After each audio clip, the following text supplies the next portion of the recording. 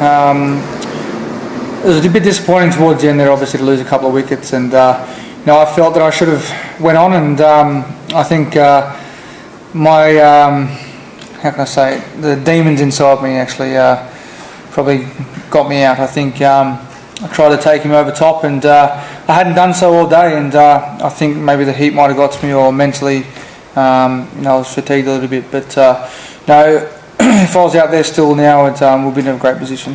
Yeah, I think this is probably going to be the best of my career. I reckon. I'm going to say that now because obviously, hopefully, I can score some more. But I think that's going to stick with me for the rest of my life.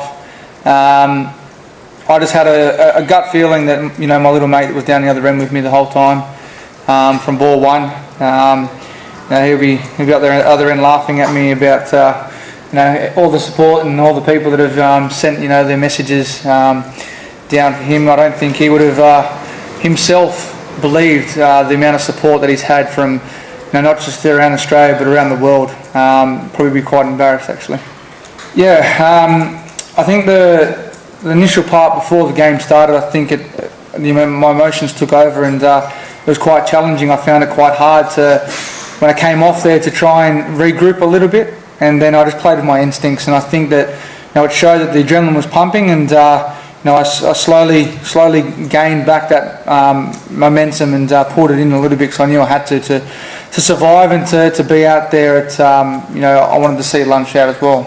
The hardest point for me for the day was when I was on 63. Just to, it was such a horrific incident and a rare incident that in the back of my mind, even though a spinner was bowling, just that being on that number, it just felt in the back of my mind it wasn't right, and I just wanted to try and get past that, and I then move on from that. And it was quite tough when I was on 63 to actually get that momentum. And Michael asked me at the other end if I was okay, and I was, and I had to step away for a couple of seconds there just to get my thoughts and my process back again.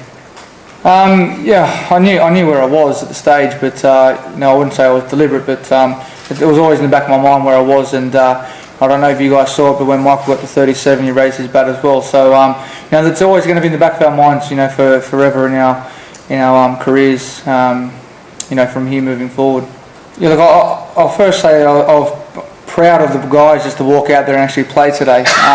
It's been a very tough week and a bit. The guys were talking about not coming out, and all of us actually getting there, uniting as one and actually taking the field. I think that was probably the proudest moment for me today. And milestones are there. They're going to happen. And for me to knuckle down and score that 100 was fantastic. But to put us in a good position, and a little bit disappointing there towards the end to lose a couple of wickets. We've now got to dig deep and try and score as many runs as we can tomorrow.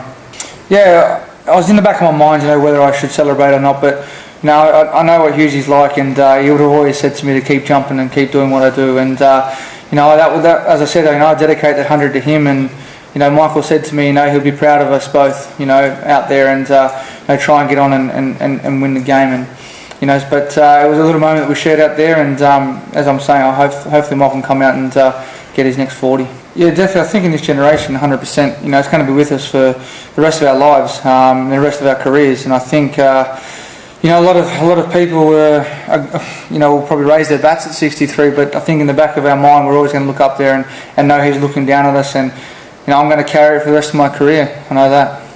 Yeah, I think the first net session I walked out of, I was nowhere, and I went out and bowled to the guys. I just felt like I had to do something, and I didn't just want to linger around and soak in the emotion. They'll take in the emotions, and I went and faced the net bowlers again the next day. I think I lasted 2 or 3 balls, and then went and had throwdowns. But it's one of those things where you got to keep soldiering on and do your best. And we know that he's always going to be with us, and he's always going to be in the back of our mind as well. Yeah, I just think it's fantastic that we actually came out and we've got some good runs on the board, and we're building a good first innings at the moment, and as you say, we've got to keep pushing on. There's a lot of cricket to go in this game and in the future, so we've got to keep soldiering on, as I say, and play to the best of our ability.